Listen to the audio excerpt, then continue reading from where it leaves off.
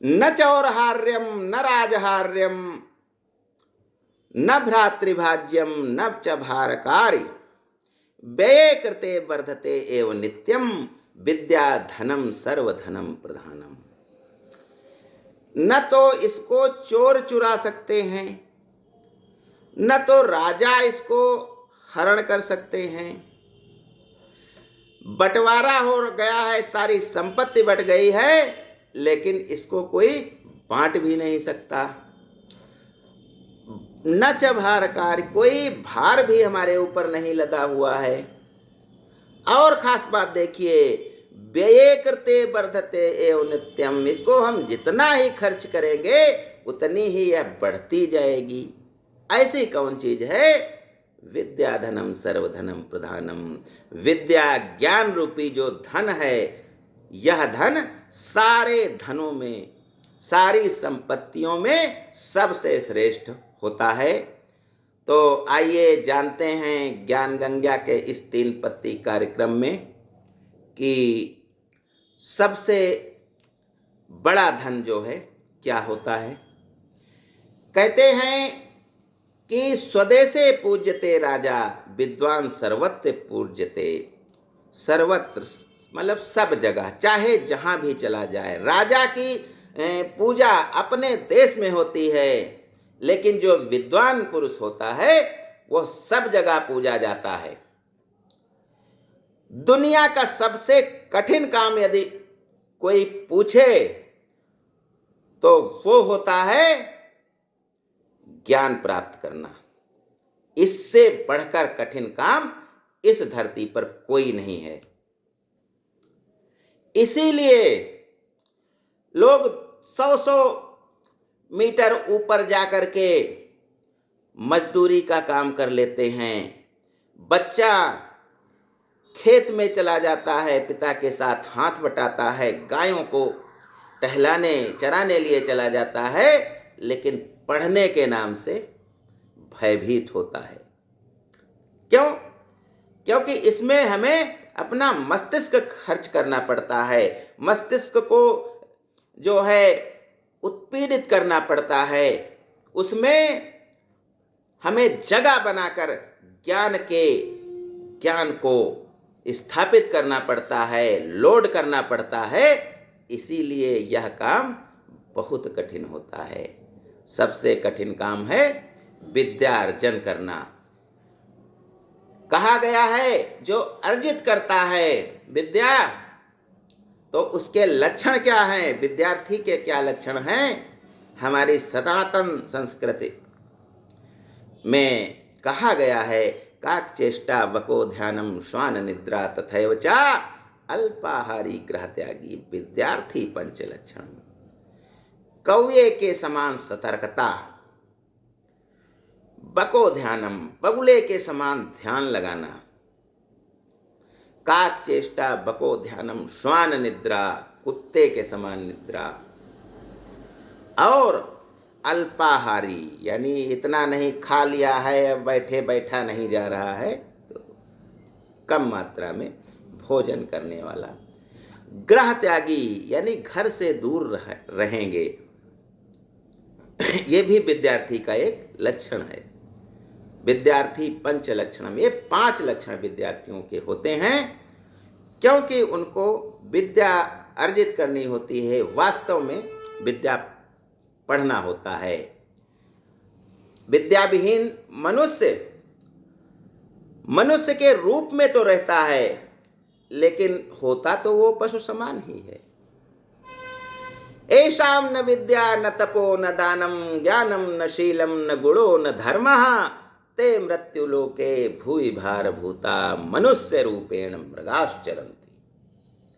जिसके पास न विद्या है, न तप है, न दान है, ऐशाम न विद्या न तपो न दानम ज्ञानम न शीलम, ज्ञान भी नहीं है, शील यानी दया भावना भी नहीं है, गुणो न धर्म, न गुण है न कोई धर्म है। ऐसा मनुष्य इस धरती पर भार स्वरूप होता है और वह पशु के समान होता है। तृणन्न खादन्न पिजा जीवमानः तद भाग्य ध्येयम परमम पशूनाम। वह घास फूस नहीं खाता है, अन्न खाता है, जीवित रहता है, उसका भाग्य श्रेष्ठ पशुओं के समान। जैसे पशुओं को हम पाल लेते हैं, उनको हर चीज उपलब्ध कराते हैं, खिलाते हैं, ऐसा मनुष्य होता है। तो इसलिए हमें मनुष्य विद्या ही बनाती है। हमारे हृदय में, हमारे मस्तिष्क में गुणों का विकास जो है विद्या ही करती है। जानवर जो होते हैं वो दो प्रकार के होते हैं, एक शाकाहारी होते हैं, एक मनुष्य, एक जो है मांसाहारी होते हैं। तो एक चक्र होता है, जैसे घास उगी तो उसको शाकाहारी पशु खाएगा और शाकाहारी पशुओं को खा करके हिंसक पशु मांसाहारी जीवित रहेगा। सबका एक चक्र होता है। इनकी विशेषता क्या होती है? शाकाहारी जब पशु होते हैं, गाय, भैंस, बकरी, हिरन, इनके नीचे के हिस्से में दांत होते हैं, ऊपर दांत नहीं होते हैं। एक समान नीचे दांत होते हैं क्योंकि इनको घास फूस खाना है। लेकिन जो मांसाहारी पशु होते हैं उनके दोनों ओर दांत होते हैं क्योंकि उनको मांस को नोचना है, जो कठिन काम होता है। सारे मांसाहारी पशुओं की मृत्यु भूख से होती है क्योंकि वह जब निर्बल हो जाते हैं, शिकार नहीं कर पाते हैं, कोई जानवर उनको नहीं देता है और वे भूख से तड़प तड़प करके ही मर जाते हैं। इस धरती पर जिंदा वही है जिसने संघर्ष किया। तो आइए हम जानते हैं कि शाकाहारी और मांसाहारी पशुओं में और क्या क्या विशेषताएं होती हैं। तो जब हम देखते हैं कि शाकाहारी पशुओं के जो बच्चे होते हैं वो पैदा हुए 2 घंटे बाद उछलने कूदने लगे और तीसरे दिन वे मां के बराबर भागने भी लगते हैं। अगर वे ऐसा न करें तो शाकाहारी पशुओं की माता उनको कहाँ लेके जाएगी, क्योंकि हिंसक पशु उनको खा डालेंगे, उनका धरती पर अस्तित्व ही समाप्त हो जाएगा। तो इसलिए प्रकृति ने उन्हें ये वरदान दिया है कि पैदा हुए उठे, उछल कूद करने लगे, भागने लगे, क्योंकि उनको मांसाहारी पशुओं से बचना होता है। इसके विपरीत हम जब मांसाहारी पशुओं के बच्चों को जब देखते हैं तो 15 दिन बाद उनकी आंखें खुलती हैं। मांसाहारी मां उनको ले करके किसी खोह में बैठती है, किसी गुप्त स्थान में बैठती है, क्योंकि वे बिल्कुल निरीह होते हैं। 15 दिन बाद उनकी आंखें खुलती हैं। 6 महीने साल भर तक वे दूध पीते हैं और माँ का अनुसरण करते हैं, जबकि शाकाहारी पशुओं के बच्चे 3 दिन में दौड़ने भागने लगते हैं। तो इस प्रकार से यह अंतर मांसाहारी और शाकाहारी पशुओं के बच्चों में होता है। मांसाहारी बहुत तेज दौड़ सकता है। चीता 100 किलोमीटर प्रति घंटा की रफ्तार से दौड़ सकता है, लेकिन हिरन इतना नहीं दौड़ सकता।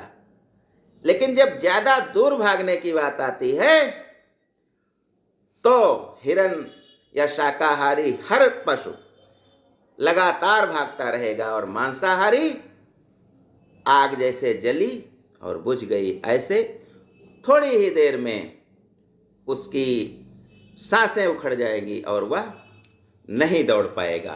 तो इस प्रकार से शाकाहारी और मांसाहारी पशुओं में अंतर होता है। तो एक और बात आज मैं बताना चाहता हूँ कि हमारे भारत में सबसे ज़्यादा जो गाया जाता है वो गाना कौन सा है, तो उसके बारे में मैं बताना चाहता हूँ। हमारे भारत में सबसे ज़्यादा गाया जाने वाला गाना है आज मेरे यार की शादी है। हर महीने हर दिन यह गाना गाया जाता है।